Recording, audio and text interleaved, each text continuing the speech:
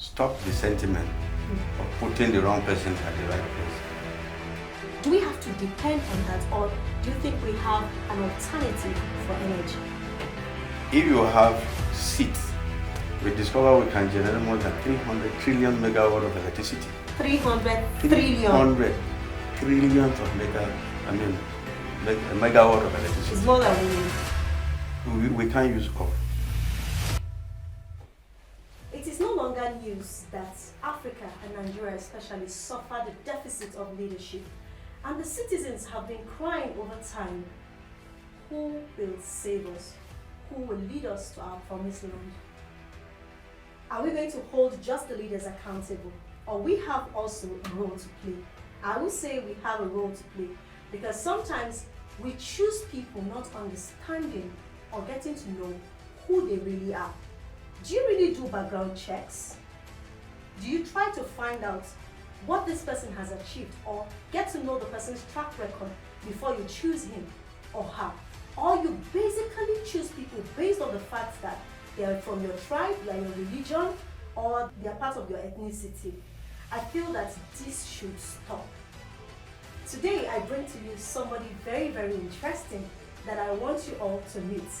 And the reason is because I'm very loud on these issues, and I like to ask the question.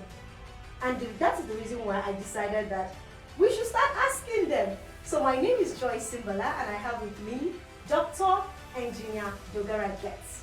He is vying for the position of the senator in 2023 from the People's Democratic Party, PDP, and he is from Kyalkyali local government. You're welcome, sir.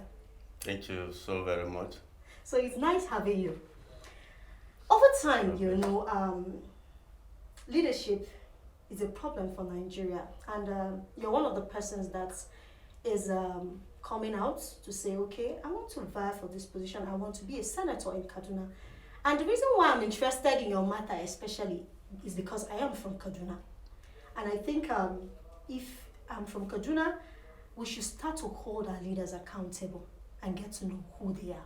I'm interested in this because we have suffered in the past 4 to 8, 10, to about 16 years now, because from the issue of Boko Haram and so many other issues, it has touched us in ways that we cannot even explain.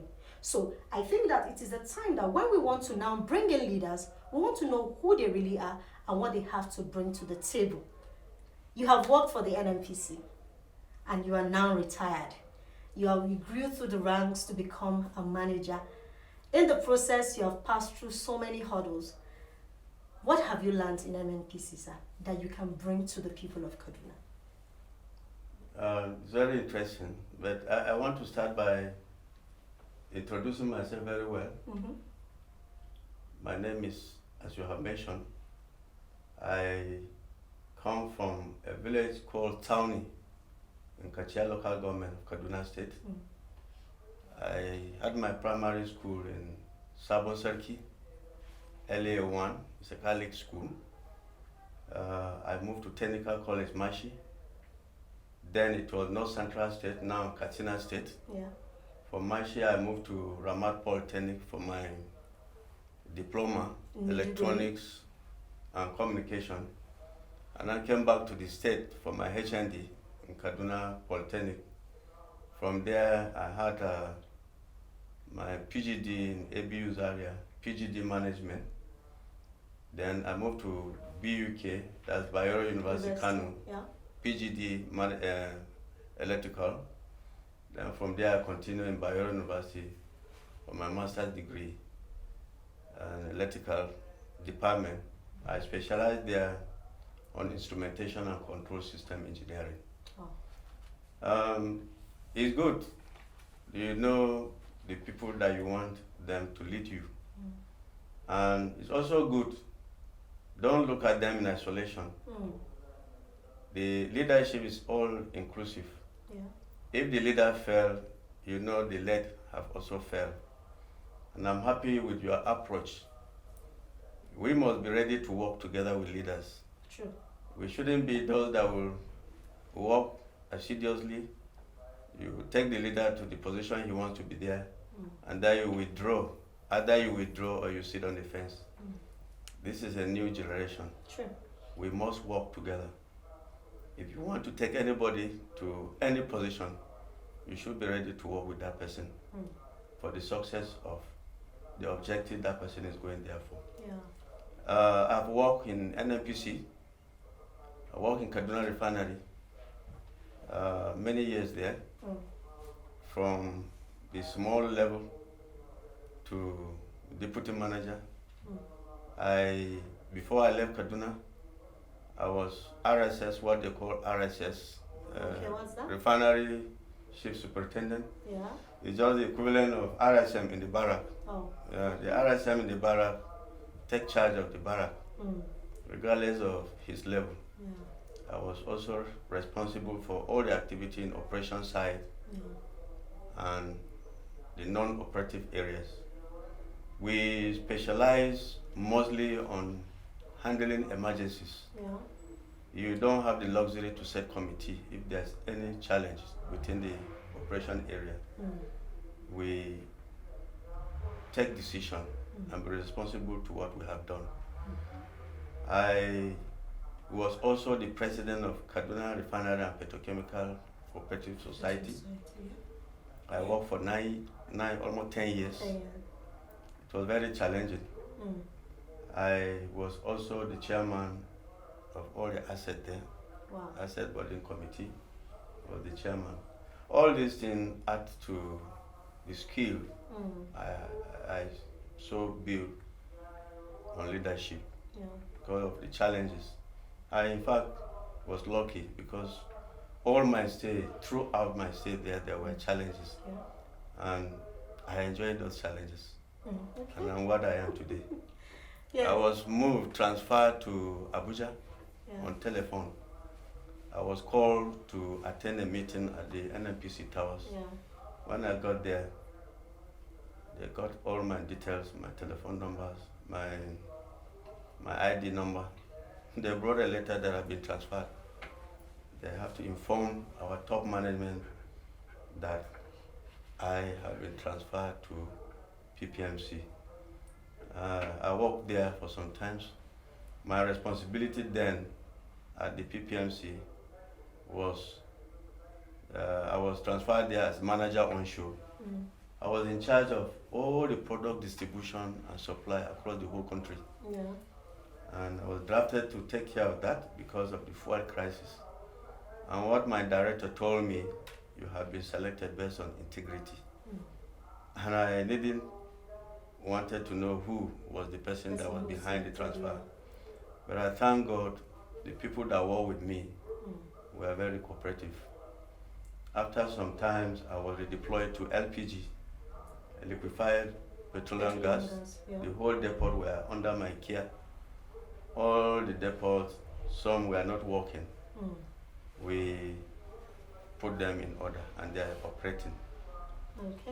Then I was moved to Warri as the manager in charge of Warri area. I was in charge of the escravos, that's in the Atlantic Ocean. Warri, Abudu, Auchi, up to Lokoja, near Abuja here. And then Oreside, some areas in Enugu.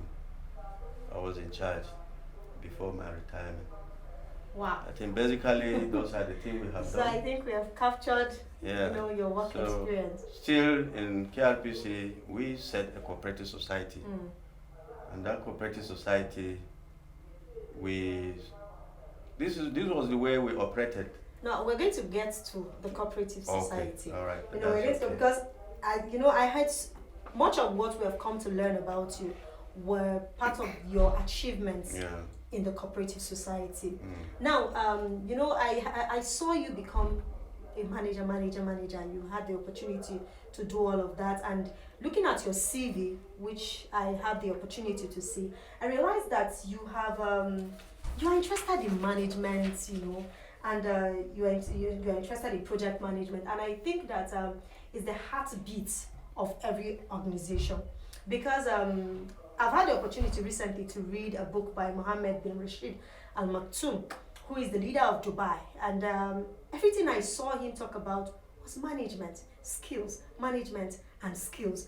And he said it's more like that is the bedrock of what Dubai was built upon. He was not a leader who wanted to do it all by himself. He got everybody involved in it, and every time they always had projects, and they needed people to always manage this project, and he would you select people who will go into that, and he would trust them enough to deliver. I'm trying to understand what the relationship between engineering and management is, because I can see that over time you have a PhD in project management from City University of Cambodia in view. You have an advanced postgraduate professional qualifying diploma in organizational development and transformation. You have from IPMA UK. You have advanced postgraduate professional qualification, expert management and consultancy, certified international professional managers license, international senior membership certificate, licensed senior manager. You have a honorary doctorate degree in humanities from the Mack Theological Institute, Clinton, Mississippi, in the USA. You are a fellow of the Institute of Management Specialists in the UK. Why management? It will interest you to know that engineers are the best managers. Wow. They postulated the management principle. Because you cannot be an engineer without knowing management. So they decided to introduce the management system in every field. Okay. So don't be surprised that most of the things you are seeing there are management. Because if you cannot manage first the equipment well, you cannot manage the human being. And those equipment are there for the human being. True. The main objective is the human being. I have passion for humanity. And let me use the crude definition of engineering. I don't want to go into the technical aspect of it. Yeah. Engineering is basically service to humanity. For instance, if I'm moving from this place to any place, I discover there's traffic jam, I will stop there, just see how we can maneuver our ways to make sure tomorrow or next tomorrow there will be no traffic jam. That is the work of engineers. Or maybe we are passing where there's a school and children are always passing there. Engineer will stop. Their major target is to see how they will clear the problem they have discovered. So that is the common definition of engineers, of all aspects. Forget about what we are seeing. There are quacks. And if you follow what is there, the real thing is service to humanity. So don't be surprised. We engineers postulated the management principle. So engineers are the best managers you can think of. I see. So because we're talking about getting to know Engineer Dogora Gyet, and I know a lot of you will see this interview and you like to ask questions. Seriously, your questions are welcome, your suggestions are welcome. I want you to put down everything under this video when you see it, because I know that he will take his time to look at all of that and try to answer your questions. So over time, I took my time to get to find out some of your achievements, and I discovered one that is very, very, very interesting. There's a plant where that has been abandoned by the NNPC that used to produce tin and rubber or something like that. Yeah. It's been there, it's been rotting, but you got to know about it and you fixed the problem. And another thing that may surprise some of you is I got to learn that you were awarded by militants in the Niger Delta. How can a man from the north go to places like Warri amidst militants that are in the business of oil bunkering and busting pipelines, and you go to such a place and you find a way to settle conflicts and get them to respect you? That's a good one. Again, while I was in Kaduna refinery, we were sent to attend a training program in Jos. As regard to your question on the tin filling unit, we were in Jos attending a program, and in each of the days we have a session where we brainstorm. You will discuss about your department if there are challenges. Yeah. And somebody from that department brought the issue. I pick interest because whoever has solution to whatever problem is should say it out. I asked the man to bring the circuit diagram. I was then working in power plant. We generate electricity, all the utilities for the refinery. So when he went back to Kaduna, he brought the circuit diagram. I was studying the circuit diagram. I told him I passed through a technical college. I will use my knowledge of technical college. He was excited because it has been a burden to that department. When we all came back from the course, I was called by the then Executive Director of Operation, Engineer Achimugu, who was later the MD PPMC. Yeah. I went. He said, well, we heard that you say you can do this. I said, yes, sir, in affirmative. They said, what do you want us to do? I said, I just need one thing, management backing. He said, okay, that's okay. So I was asked to set a committee. We had our most senior man that attended the program, Mr. Ayodele. As I say, he will be our chairman. Then the person that brought the issue, I said, I don't know your department. You'll be the secretary of the committee. I prefer to be just a member. But I was the key man behind the whole activity. The problem, And we did our job there. The first 1 week, I studied the circuit, real thing on the field, and I discovered what need to be done. I cut off all the circuitry. I asked everybody, the day I discovered the solution, I cut off all the circuitry, and I asked everybody, we drank Martina that day. I asked everybody to go. And tomorrow, what we normally do is we give ourselves the engineer's assignment. Yeah. One of my friends that we did the work together, Mr. Ibrahim Yabot, we give ourselves assignment in the night. Do this, check this, because we don't have time to check that in the morning. Yeah. Check this, then in the morning is activity. Yeah. And very interestingly, we were able to get solution to it. We automated the section. Wow. And we made presentation to top management, and the system worked. The issue of militant, let me disabuse your mind and the mind of most Nigerians. The militants are Nigerians. The militants, of course they are Nigerians. The militants are human beings. The militants are very educated. Wow. I discovered some of them have first degree. Some of them have second degree, have masters. So they are not just anyhow people. So that caliber of human being is very easy to deal with them. So I use the principle of electricity. If you have two generators, you want to synchronize them, there are things that need to be done. The voltage should be the same, the frequency. Otherwise, when you jam them, there will be crisis. So when I got to Niger Delta, I had to know them very well. I had to show them that I love them. Because don't start saying that they are bad human beings. I showed them I love them, and they showed they love me. Back. To confirm that they love me, they came to my office. They promised that they will never destroy NNPC facility. Wow. That's one of the promises. And they kept to it. I brought them closer. I introduced the children. We allowed them to do seaways, industrial attachment, and others. And they became part of me. At the point, some came and they gave me an award. Wow. Today, I'm one of their mentors. We started a training program before my retirement, 2019. My target is to catch some of them and train them on undersea welding. Some of them, the refineries around Niger Delta, we use catalysts to aid the process of our production in the refinery.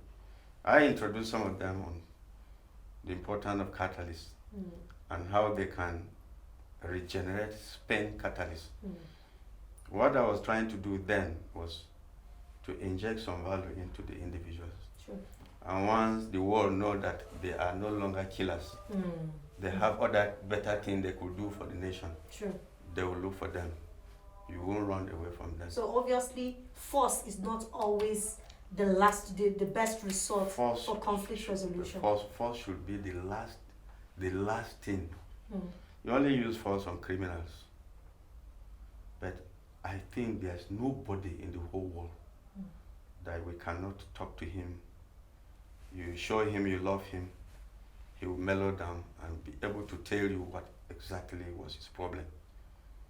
I even love them because there was a time I asked them to give me all the trouble guys, the most dangerous people. Because number one, you cannot be a thief if you are not brilliant. You understand? So there are certain things Mumu cannot do it successfully. True. So, and I have the feeling that all these guys that were doing, they call it bad things. Yes, at that time it's bad. It's bad. And God can use any bad situation. And then, you know the story of Saul in the Bible, who later became Paul. And he wrote almost every book of the Bible. He was bad, persecuting Christians. But later he became a champion. Do you think we can succeed with the bandits? We can do the same thing with anybody.